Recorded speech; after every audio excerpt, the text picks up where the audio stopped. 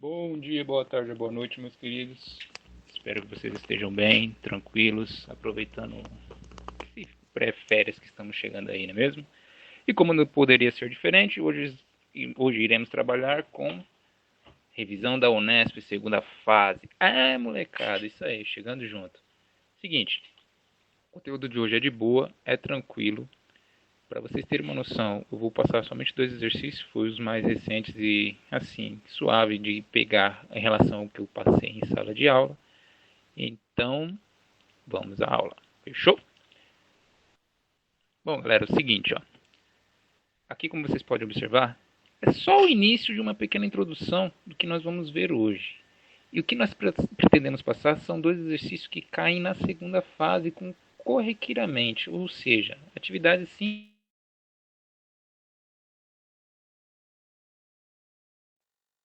da fase para poder aplicar para vocês. Bem, logo de cara, bom, um baita texto desse. Por que eu fiz questão de pegar esse texto? Prestem atenção, o vestibular hoje em dia eles vencem pelo cansaço. Por mais que a questão apresente ser grande, acredite, ela é boba. Gravem isso. Toda questão que é enorme tem texto, como nós falamos, encheção de linguiça, no bom sentido, vocês podem observar que aqui tem um baita texto, vocês já vão estar cansados, provavelmente, para poder pegar essa parte de exatas. Não se frustrem, não entrem em desespero, não pensem em gritar mãe, que agora não adianta. É o seguinte, leiam a questão atentamente, existem palavras-chave e normalmente vocês devem começar a ler a questão justamente pelo que ele pergunta, que é o próximo texto aqui, ó. Então, antes de começar a ler esse baita textão, lê as questões que ele quer em si, seja pontual. Assim você já vai ler o texto sabendo o que vamos procurar. Mas bora lá, ó. Indo para a primeira pergunta, a pergunta A. Para a construção de dois pontos de observação, considere que a localização do ponto do setor 1 deverá ser equidistante do ponto A e B, e que a localização do ponto do setor 2 deverá ser equidistante do ponto B e C. Equidistante. Risquem e grifem essa palavra. Se recordam lá, numa das aulas que eu passei para vocês? Pontos equidistantes são pontos que estão próximos, ou seja, que estão na mesma distância em relação a dois segmentos. O que pode ser? Ou dois pontos, né? O que pode ser? O ponto A e o ponto B, existe um caminho entre eles. O ponto B e o ponto C, existe um caminho também entre eles. E qual é o ponto que seria o ponto médio? Desde que eles estejam dentro do setor 1 e setor 2. Olha só que massa. Então ele quer dizer que aqui nesse setor 1, ele vai ter que colocar justamente um ponto que seja equidistante ao ponto AB e também que seja equidistante ao ponto BC. Mas vamos continuar. Utilizando as coordenadas do plano cartesiano da figura 2, determine uma possível localização do ponto de observação para cada um dos setores, ou seja, nós vamos ter que encontrar um ponto equidistante aqui dentro e um ponto equidistante aqui dentro também, e dar nomes a esses pontos, encontrar ele dentro desse plano cartesiano, como nós podemos observar no eixo X e eixo Y. Boa, primeira pergunta já sabemos. A segunda. Dado que uma unidade de distância dos planos cartesianos equivale a 200 metros, ou seja, cada unidadezinha desse aqui, ó, quadradinho desse, na vida real, equivale a 200 metros. Olha que massa. Então o plano desse aqui foi dividido em vários quadradinhos, e cada quadradinho desse equivale a 200 metros. Boa. Distância real. Determine o perímetro. Olha que interessante. Essa palavra perímetro, mais um conteúdo de aula de geometria. Perímetro é a soma de todos os lados. Ele pergunta, determine o perímetro da região em que serão estudados os hábitos de reprodução das espécies, na figura 3. Olha só o perímetro que vai ser aqui, ó. Essa área acinzentada aqui, que seria aproximadamente essa aqui. Ok, vamos lá então? Fechou, galera? Sabendo então do que ele precisa, vamos à primeira pergunta lá do texto. Aquele baita textão lá que enche linguiça até umas horas, faz você ficar cansado, com sono e pensa em ir para outra questão. Não façam isso, porque essas questões grandes normalmente nos dão pontos de graça. Mas vamos lá. Um grupo de cientistas estuda os hábitos de uma espécie animal em uma área de preservação. Inicialmente, delimitou-se uma área plana, ABCD. ABCD. figura 1, na qual deverão ser estabelecidos 2 pontos de observações, ou seja, os 2 pontos de observação. Esse ponto do setor 1, esse ponto do setor 2. A figura 2 apresenta um modelo matemático da área delimitada, um dos setores retangulares dos quais serão estabelecidos os pontos de observação. Ou seja, vamos estabelecer 2 pontos de observações aqui. Sendo que cada ponto de observação deverá pertencer a apenas um dos setores. Ou seja, cada ponto tem que estar dentro dos 2 setores. Parte do grupo de cientistas ocupar-se-á, exclusivamente com os hábitos de reprodução dessa espécie e atuará na região em forma de paralelograma, como indicado na figura 3, ou seja, eles vão atuar nessa área aqui. Bom, sabendo do texto e tendo a noção da questão, vamos começar a resolvê-lo? Seguinte, na primeira questão ele quer saber o ponto no plano cartesiano x, y, que seja, digamos assim, equidistante ao ponto B, e equidistante ao ponto A. E também vamos ter que achar um ponto que seja no setor 2, equidistante ao B e equidistante ao C. Que pontos serão esses? Já a pergunta B de bola, ele quer saber o perímetro dessa área aqui. Ó. Quanto que vale o perímetro? O perímetro é de segmento GF, FE, EAD e DAG. É isso que ele quer saber, a soma desses valores. Mas para isso vamos ver o que vai vir adiante. Bem, observem só. Na primeira questão, ele já nos deu um dado muito importante. Observando aqui, ó, o ponto que seja aproximadamente no meio desse segmento, de A até 3. Nós temos aqui 1, 2, 3. Mas do ponto médio que nós temos aqui do setor, equivale aproximadamente de 1 até 3. Opa, pera lá, Diego. Então quer dizer que o ponto médio vai ser esse ponto 2 aqui? Exatamente. Mas só que o ponto médio entre o segmento AB, qual seria? Entre o segmento AB, nós podemos calcular que é de 0 a 8. O ponto médio entre eles é o 4. Então esse é o segmento. Não acredito, é só isso? Observem aqui. Nós podemos notar que o ponto médio entre eles vai ser aproximadamente nesse segmento. Quando nós fazemos uma reta tracejando do ponto B até esse ponto médio, nós observamos que de 0 até 8 nós temos o ponto 4, opa, esse é o eixo Y. E de 1 até 3 nós temos o ponto 2, que é o ponto médio do segmento. Então quer dizer que esses vão ser os segmentos. Exatamente.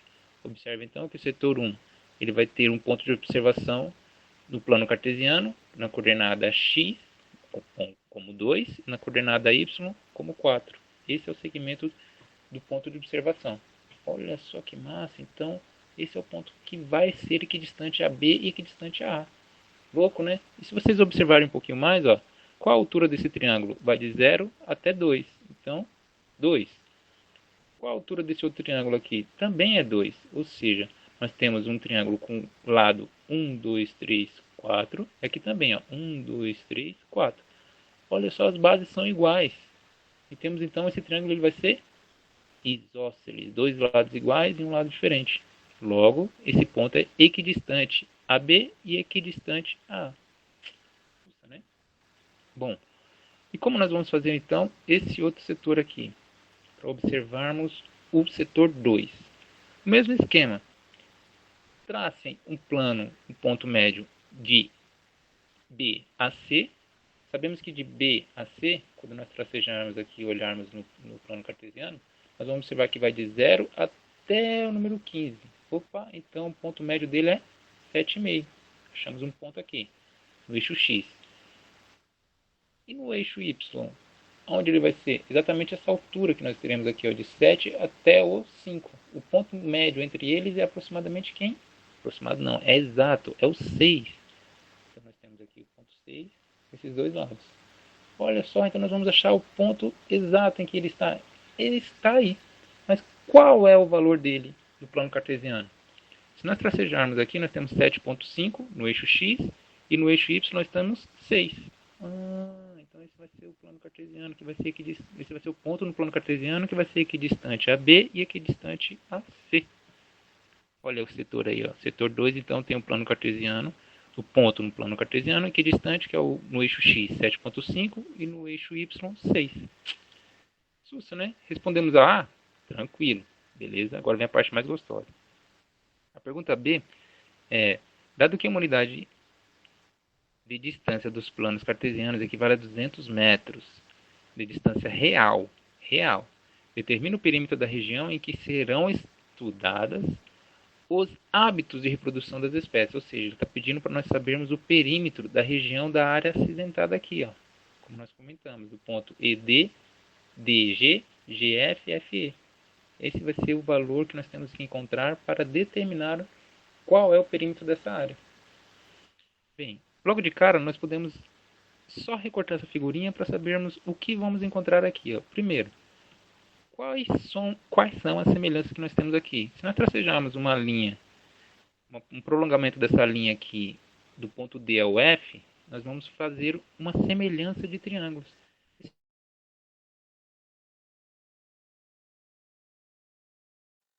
Um ângulo reto e também o mesmo ângulo D. Mas eles possuem alturas diferentes. Semelhança de triângulo que nós vamos ter aqui, então, para dar nome aos bois, nós vamos ter o triângulo DHC. Esse segmento aqui vale 6, que ele passou no exercício lá, se vocês observarem aqui, ó, esse ponto do 9 até o 15 dá 6, por isso aqui é 6, beleza? Ele também passou que esse segmento de reta ele vai ter uma altura, esse triângulo, de 6 metros. Por que 6? Foi o que ele deu aqui ó, no exercício.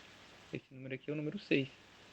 É o ponto tracejado. Então essa altura equivale a 6. Então nós temos dois lados, digamos, que podemos fazer a semelhança do triângulo, porém nós temos que descobrir o valor de y desse triângulo menor. Então como é que nós vamos ver a semelhança de triângulo entre o triângulo DHC e o triângulo DFG? Esses dois triângulos eles são semelhantes, congruentes. Então nós vamos estudar lá. Semelhança de triângulo, lembra lá uma das nossas aulas de geometria plana? Aqui está. Ó. A base do triângulo maior, do triângulo DHC, que é 6, pela base do triângulo menor, o triângulo DFG, que é o X, certo? Base maior por base menor. A parede do maior, o total é 8, certo? Esse ponto aqui, ó, equivale a 8. Então, o total aqui nós temos 8, a parede do triângulo maior dividido pela parede do triângulo menor. A parede desse aqui, ó, equivale a 8. Esse total aqui é 8, né? Como nós podemos observar aqui. E essa pequena paredezinha do menor aqui é 6. Então eu vou fazer essa semelhança. Vou dividir, então, 8 por 6. Se eu comecei pela base do maior, eu divido pela base do menor. A parede do maior, dividido pela parede do menor. Para poder dar uma noção mais tranquila de como compreender o exercício. Agora, só tranquilidade. Aquela regra básica, multiplica em cruz. Só fazer a multiplicação. Nós temos aqui que o 6 está dividido e o 6 está dividido. Um multiplica o outro. 6 vezes 6, 36. 8 vezes x, 8x. Isola o x, então vai ficar 36 dividido por 8, que dá aproximadamente 9 meios. Esse é o valor apenas de x. Guardem ele aí, tá? Não vamos dividir ele por inteiro ainda, porque nós vamos utilizar fracionado para poder facilitar nos cálculos. Beleza. E o y? Olha só que interessante. O y nós podemos achar por teorema de Pitágoras. Pitágoras. Aplicando aqui, ó, do triângulo FGD ou DFG, nós vamos aplicar aqui o y ao quadrado, que é a hipotenusa, né? Que é igual ao cateto ao quadrado. O cateto que nós acabamos de achar, que é o valor de x, né? 9 meios ao quadrado, mais o outro cateto ao quadrado, que é 6. Então só substitui os valores. Substitui os valores, beleza. Então ficou y é igual 9 meios ao quadrado dá 81 sobre 4, que é 9 ao quadrado e 2 ao quadrado. 6 ao quadrado dá 36. Olha que massa. Agora nós só dividirmos então os valores e aplicar o MMC. Aplicando o MMC de 4 e 1, nós sabemos que é 4. Lembra lá a regrinha básica? Divide pelo de baixo, multiplica pelo de cima. 4 dividido por 1 que está aqui é 4 vezes 36. Se não me engano dá 80 e... Deixa eu só fazer um cálculo aqui. 36 vezes 4 vai dar 141. 80 nada a ver, né? 144 mais o próprio 81. Vai dar 225. Fechou. 81 mais 225 81 mais 144 é exatamente o valor que nós estamos aqui, 225 sobre 4. Só que o y está na potência, o inverso da potenciação, radiciação. Então o que nós podemos achar aqui? Que a raiz de 225 sobre 4 é igual a 15 sobre 2. Olha, estamos chegando lá. Continuando, agora o perímetro. Nós já temos os valores então de y e de x. E reparem, essa linha aqui ó, é paralela, ou seja, esses dois pontos aqui são iguais, porque eles estão descendo no mesmo ângulo. Logo, essa base aqui vale x e esse outro lado aqui desse paralelogramo vai valer y. Então nós temos 2y e 2x. Por isso que eu coloquei aqui, ó. O perímetro vai ser 2 vezes x, que é 9,5, e 2 vezes y, que é 15 sobre 2. Simplificando aqui, 2 com 2 simplifica, vai para o espaço, sobrou 9. E 2 por 2 aqui simplifica, sobrou 15. 15 mais 9 igual a 24. Acabou? Não, ele quer em metros, no mundo real. Sabendo que cada quadradinho equivale a 240 metros. Logo, se eu sei que um quadradinho é 240, então 24 vai ser como? Só nós fazermos a multiplicação. O perímetro em metros então vai ser 24 quadradinhos vezes os 200 metros. E assim nós encontraremos 4.800 metros. Caraca, olha o perímetro que está ocupando essa área de observação. Que área abrangente. Bom, vamos lá. Agora, um outro exercício que eu achei muito interessante é da segunda fase também de 2016 para 2017, vestibular. Aqui está. Não foi 16 para 17, acho que é 17 para 18. Mas vamos lá. Bem, logo de cara, o texto não é comprido, então dá para nós lermos esse texto tranquilamente. Ele fala o seguinte, ó. Uma lancha e um navio percorrem rotas lineares no mar com planos de velocidades constantes de 80 e 30 km por hora. Ou seja, a lancha e o navio percorrem essas velocidades, respectivamente. Suas rotas, como mostra a figura, estão definidas por ângulos constantes de medidas iguais a alfa e beta, respectivamente, a lancha e o navio. Quando a lancha está no ponto L, ou seja, quando a lancha está nesse ponto L aqui, o navio no ponto N, exatamente neste ponto.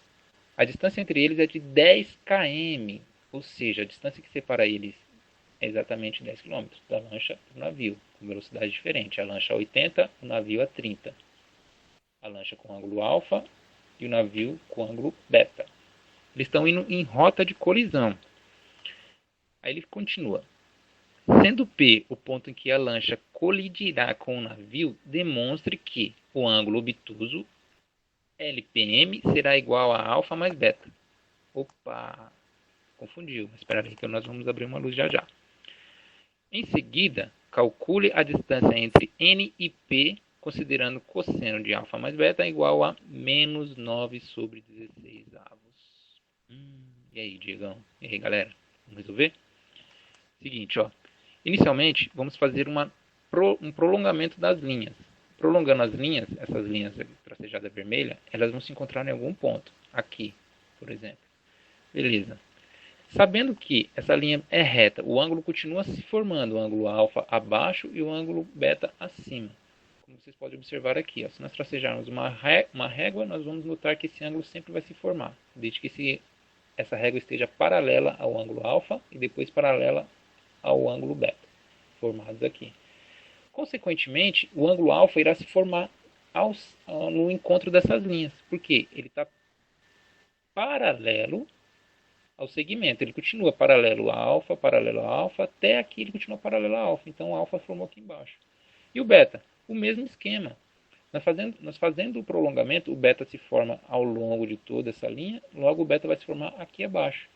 Olha que interessante. Então, alfa e beta, eles se complementam aqui. Olha que doideira. Então, nós temos um ângulo opostos pelo vértice. Olha uma pergunta que ele fez. Sendo P o ponto em que a lancha colidirá com o navio, P é esse ponto aqui. Demonstre que o ângulo obtuso LPM, o ângulo então vai ser L, o ponto P aqui, e o N, será igual a alfa mais beta. Opa, vocês lembram lá? Ângulos opostos pelo vértice? esses ângulos eles são opostos pelo vértice. Logo, o ângulo alfa e beta eles vão se complementar desse lado aqui. Ó. Então, alfa mais beta é igual a esse ponto P. O que nós temos? Então, que o ponto P é a soma. Então provamos o que ele quis, o que ele pediu. Né? Demonstre que o ângulo obtuso LPN será igual a alfa mais beta. Demonstramos aqui. Por linhas paralelas, que continuam subindo no ângulo alfa e no ângulo beta. Contudo, nós teremos no final a soma de alfa mais beta, que será igual ao ângulo P. A primeira parte do exercício já foi. E a segunda? A segunda ele quer saber, que nós calculemos a distância entre N e P, considerando o cosseno de alfa mais beta igual a menos 9 sobre 16 avos. Beleza. Essa parte da hora também. Nossa, é incrível, cara. Vamos desenvolver um pouquinho de física também nessa questão. Mas vejam só. Sabendo que ocorre um encontro entre essa lancha e o navio, nós temos que considerar que a velocidade é calculada por variação de espaço dividido pela variação de tempo.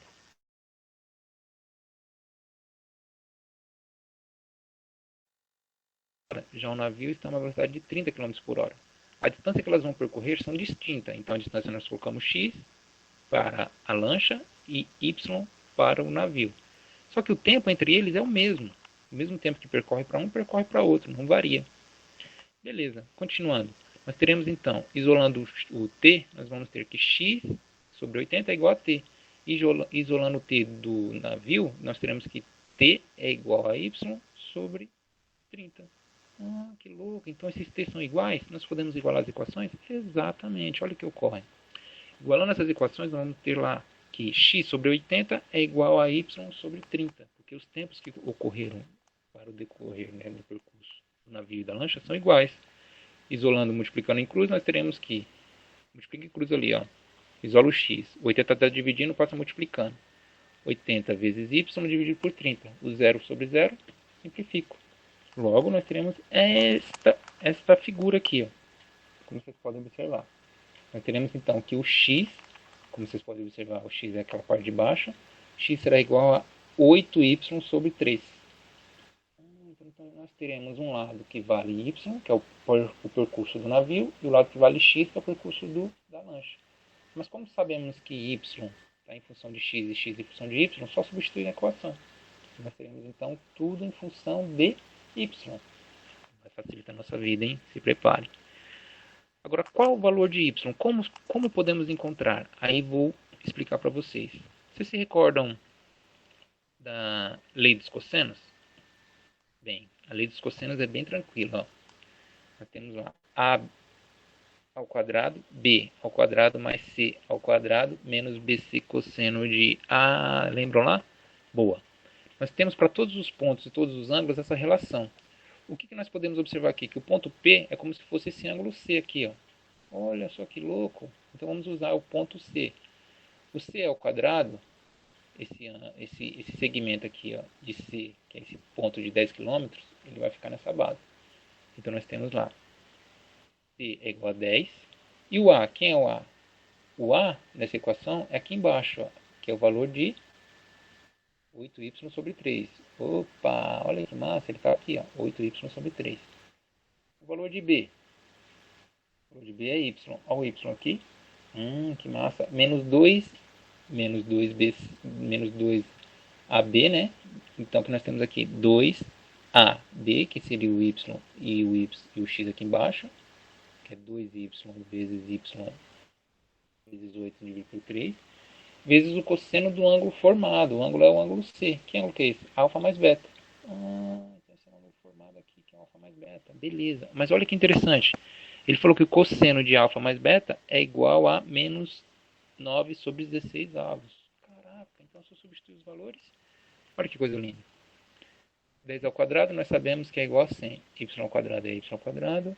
8 ao quadrado é igual a 64. Y ao quadrado é y. 3 ao quadrado é 9.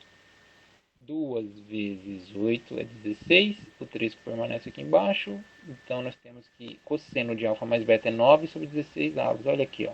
Substituindo então cosseno de alfa mais beta por menos 9 sobre 16 avos. Continuando essa equação, uma regrinha básica, nós vamos chegar na seguinte expressão. Fazendo essa soma desses valores, nós vamos obter que 64